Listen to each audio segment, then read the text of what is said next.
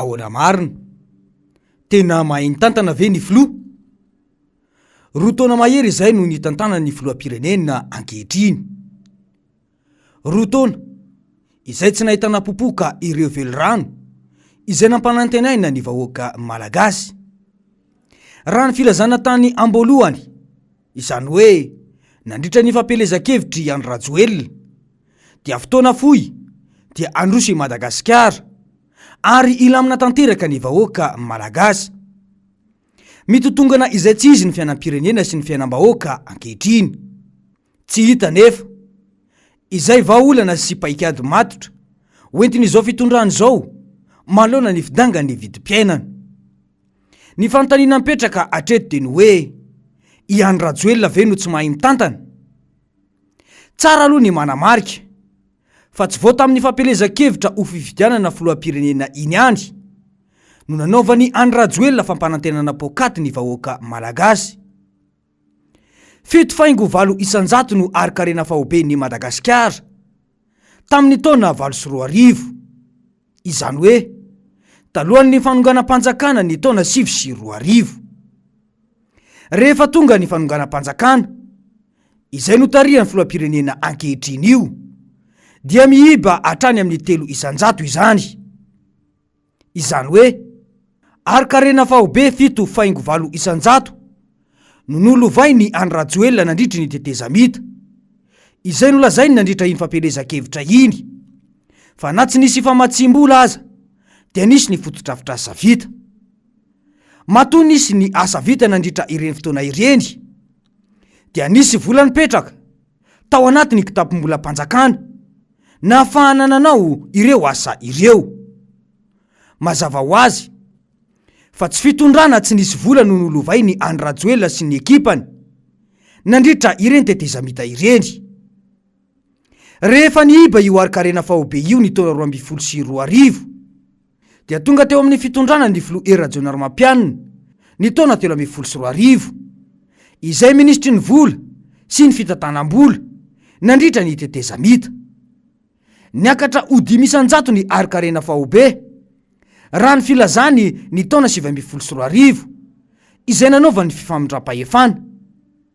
Niverina teo amin'ny fitondrany Andry Rajoelina taoriny ny fifidianana dia nambarany fa 5 isan-jato izany ankehitriny raha toa ka 4.3 isan-jato tamin'ny taona lasa iny.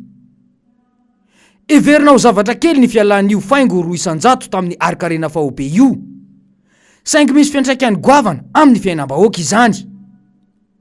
Raha ireo tarehimarika ireo no jerena dia mazava ho azy fa tamin'ny fitondran'ny filoha Marika Ravalomanana no tena nilamina ny fiainam-bahoaka raha mitaha amin'ny repoblika fahefatra izao. Dia hoy ny mpanao politika hoe matsy izy vao tonga teto amintsika tokany efa raha olona teny antely za mitondra izy a inona sy napo ny traikefa nalain'ny ministra hatrany hoe zao ny zavatra mihona ary io tsy maintsy antely satria ny olona mifanerasera dia tokony efa natao mipare daholo izy, natao nitsora ny approvisionnement fa inamoany raha reny izany ny vola meny ny firaisam-pirenena ny meny OMS sy meny banque ny fanampiana teto amintsika raha misy hatramin'ny 600 millions mihoatra akoatra izay mbola tsy hita zay nanaovany azy. Tsy lasa mipaka tany nefa tsika maha-teknisiana antsika raha zay fotsiny zarana fotsiny raha isaka ny CSPDO isaka ny CTC ny zarana natao daholo tia ny fanafody tia ny fitaovana sy ny tariny eka volange zany tompoko. Marina mihitsy izay voalazany izay. Andeha atao ary hoe tsy ho resahana io doublon natongavany teo amin'ny fitondrana io, fa ny tantara no ndeha atao jeritodika. Nisy fampanantenana ho an'ny vidim-piainana teto izay natao fitaovana nanaovana iny fanonganam-panjakana ny taona 2020 iny. Isan'izany ny filazana fa ho 500 ariary ny kilony vary ary 520 ariary ny iray litatra amin'ny menaka. Tena izany ve anefa no niainany vahoaka? Nisy tokoa izany vary mora izany, saingy vary alatra sy menaka alatra tao amin'ny orinasa Magro sy ny Tico no nentina namahanana vahoaka sy namitahana vahoaka teto fa tena hoe mahavita fitantanana izy. Inona moa no nisy teto tamin'izany taona izany? Tsy krizy ny fiainam-bahoaka? roa taona nitondrana izy ankehitriny, mbola fampanantenana foana no iainany vahoaka. Raha oviana izany izy vao tena anomboka ny asa. Marary ny toe-karena Madagasikara amin'izao. Lazaina fa ny Covid-19 no natondra izany. Ny mpitondra firenena izany dia mahay miatrika ny zavatra mitranga rehetra, na efa tsinjo lavitra, eny fa natampoka aza.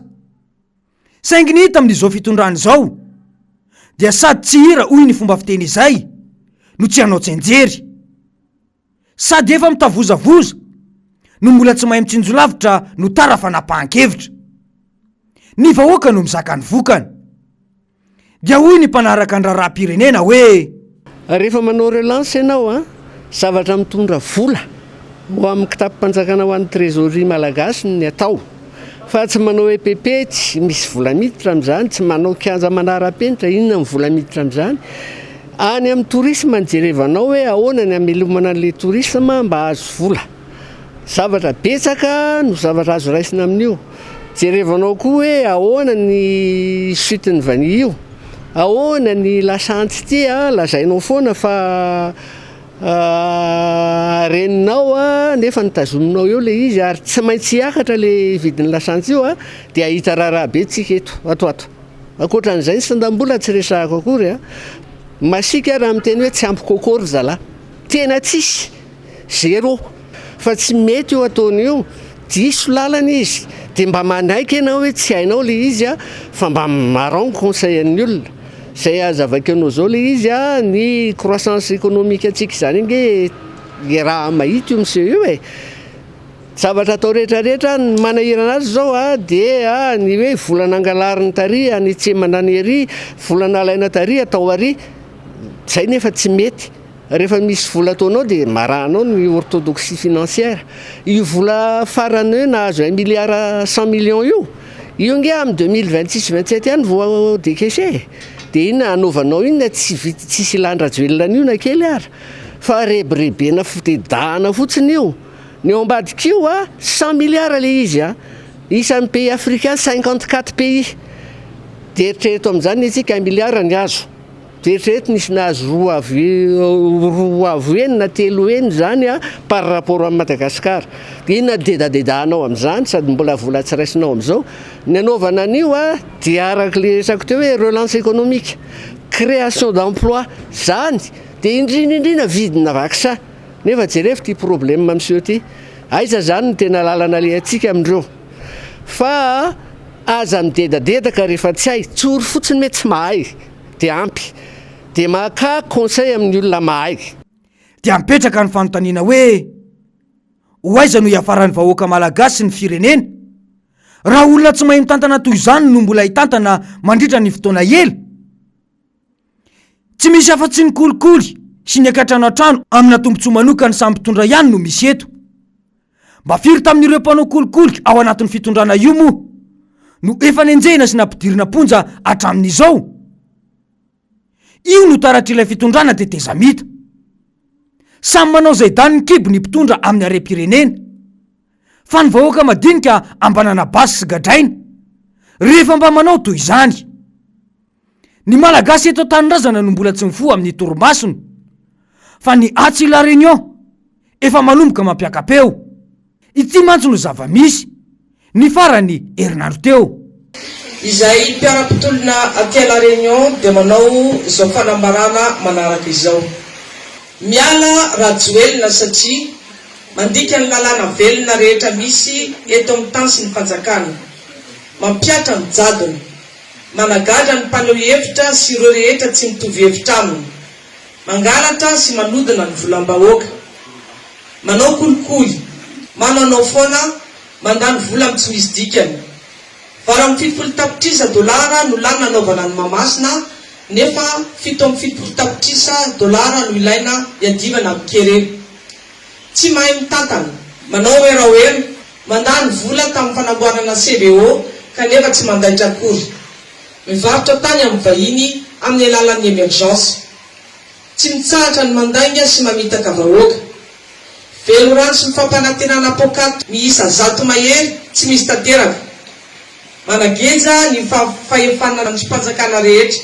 miaro ny mpanao ratsy sahalan'ny afera SMMC mitady anome zo-pirenena ho an'ny vahiny, mamono ny fampianarana amin'ny tsy fikarakarana ny mpampianatra ary mamono mahafaty ny mpianatra mitaky ny vatsim-pianarana sy ny sisa sy ny sisa.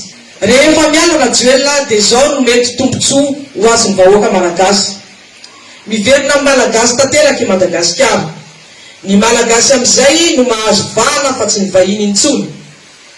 Afaka atao tsara ny ady amin'ny kolikoly, tsy ny vola intsony no manjaka eo anivon'ny fitsarana sy amin'ny sehatra rehetra.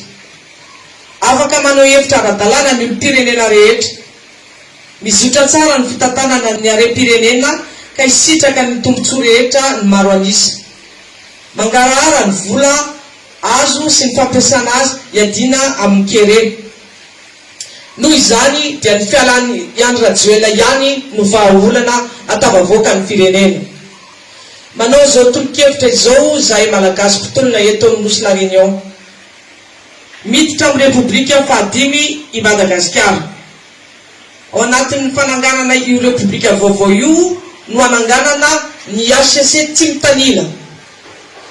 Code électoral vaovao no atao. Fanavaozana ny lisam-pifidianana ary indrindra ny fitsarana ireo rehetra izay nanonga mpanjakana, nangala bato sy nanokodom-bola mpanjakana rehetra. Fifidianana eo anivon'ny fokotany mialohan'ny fifidianana mpitondra firenena vaovao aloha natao. Misokatra ny ady-hevitra. Eto am-pamaranana dia mankahery ireo mpiray-tanindrazana rehetra mijaly ary indrindra ny any atsimo izay ianjadin'ny kere. Eto koa dia maneho fiseurana manokana sy fankasitrana ireo mpitolona rehetra mankahery anareo ekipa miara-manonja any an-tanindrazana satria fantatray fa mafy tokoa ny sedra mahazo anareo. Mahereza hatrany fa marina tsy mba maty. Masina ny tanindrazana. Rariny tokoa raha mitaka izany izy ireo satria tanindrazana iaraha-manana i Madagasikara. Mitodika aty amintsika tokoa ny mason'izao tontolo izao. Saingy ny tsy fangaharam-pitantanana sy ny kolikoly avolenta eto amintsika izay ny mpitondra mihitsy no manao azy no jeren'izy ireo. Tetikasa fampandrosoana roa samihafa no naseho ny vahoaka malagasy tamin'ny fampielezan-kevitra faranteo dia ny EM izany izay any mpitondra ankehitriny. Tetikasa izay niarahana nandrafitra tamin'ireo vahiny satria tany Frantsa no nanaovana azy. Ny iray kosa dia ny manifesto izay no volavolaina teto Madagasikara. Hatrany no efa tazana ny mahasamihafa ireo tetikasa roa ireo. Ny iray mantsy teto Madagasikara no narafitra izay midika mazava tsara fa natao an'ny vahoaka malagasy sy ny olana trehan'ny vahoaka eto. Ny iray kosa tany Paris no narafitra ary vahiny no niaraka namolavola azy. Dia ho gaga ve isika raha toa kanona dia kianja manara-penitra no ataon'ny filoham-pirenena io. Ny fahavoazana noho ny kere any atsimo no atao fitaovana ho fitangosam-bola isaky ny mihetsika amin'ireo mpamatsy vola. Fangatsy efa vonina indray ny vola anaovana ilay EM sa mbola nampindramina any Komoro. Fa ahoana mariny?